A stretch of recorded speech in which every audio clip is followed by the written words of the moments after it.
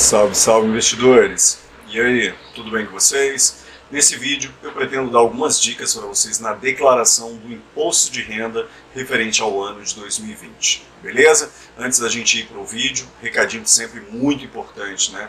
Lembre-se de compartilhar esse conteúdo com quem você acredita que seja importante, né, esse conteúdo seja importante para essa pessoa, de comentar, né, e de deixar o seu like aqui. Lembra de seguir a gente lá no Instagram também, que lá a gente tem conteúdo todo santo dia, né, que a gente está postando religiosamente conteúdo lá. E dá um help pra gente, lembra de compartilhar esse conteúdo, isso é muito importante, né?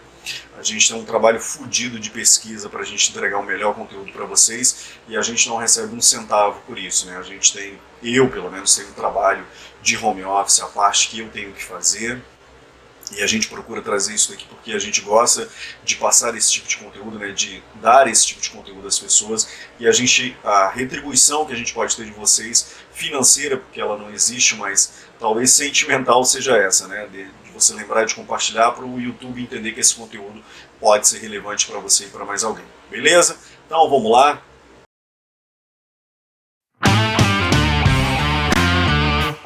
Então aqui, como eu falei para vocês, eu já fiz a minha declaração, de modo que eu não vou conseguir simplesmente vir aqui, né? Eu vou fazer uma nova declaração com vocês começando do zero. Eu não fiz isso, não dei essa atenção, mas quando nós vamos declarar, nós temos aqui embaixo, né, a aba novo, ou seja, eu tenho que declarar. Quando você faz a exportação de uma declaração que já é do ano anterior, o que acontece? Aqui nessa janela que vocês têm aqui, o que nós temos? Aqui já vai ter alguns itens que já estarão preenchidos, ou seja, de anos anteriores, e foi o meu caso. Beleza? Então vamos partir do pressuposto de que eu tenho que fazer uma nova declaração, eu tenho que declarar bens e direitos, e aí bens e direitos entra o que exatamente aqui, Gleison? Vai entrar as ações que você tem no Brasil, os fundos imobiliários, o que você tem de investimento lá fora, em ações, em REITs, em ETFs, beleza?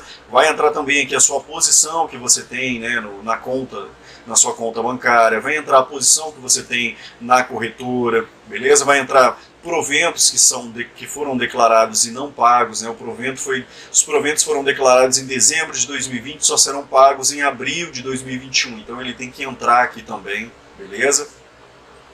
E aqui eu vou supor, né, que eu vou começar com vocês a declaração de uma ação que eu tenho, e aí eu venho aqui na aba novo, quando eu clico na aba novo vai aparecer para a gente basicamente a telinha famosa aqui, né, de bens e direitos, né? Então a ação ele é um bem imobiliário, né, que você tem que declarar. Então ações aqui no Brasil nós utilizamos, né, ações no Brasil nós utilizamos o código 31, né, então você vai clicar aqui, primeira coisa que aparece para você apresentar os dados desse bem é o código, né?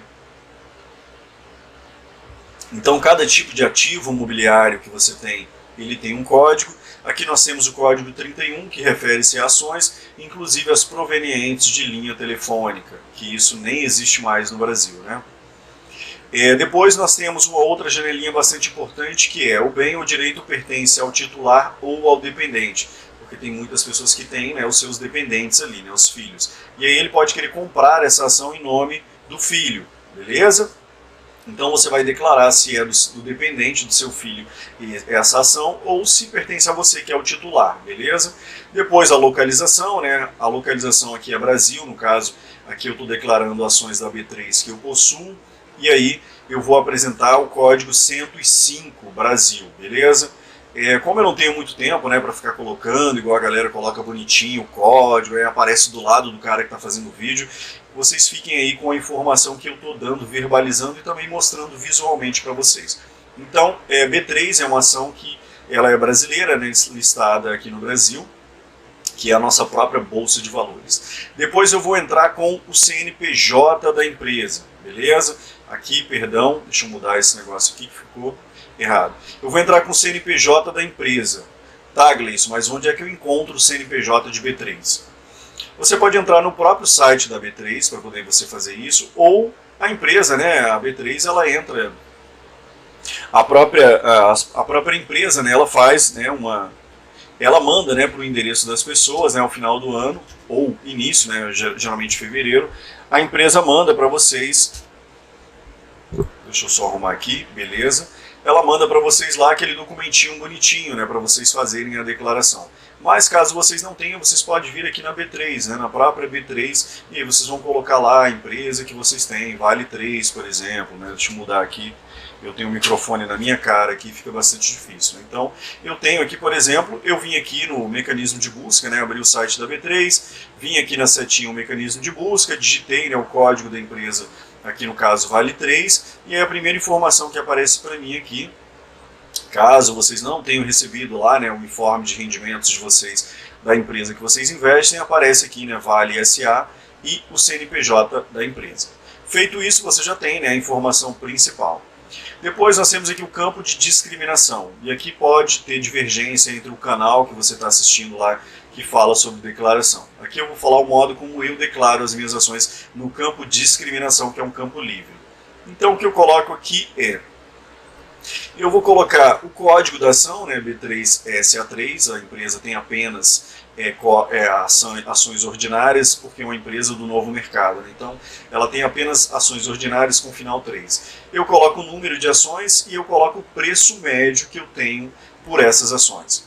Gleison, beleza, eu consigo pegar o código da ação facilmente, consigo colocar o número de ações total que eu comprei desse ativo, mas o preço médio eu não controlei, cara, eu simplesmente não controlei.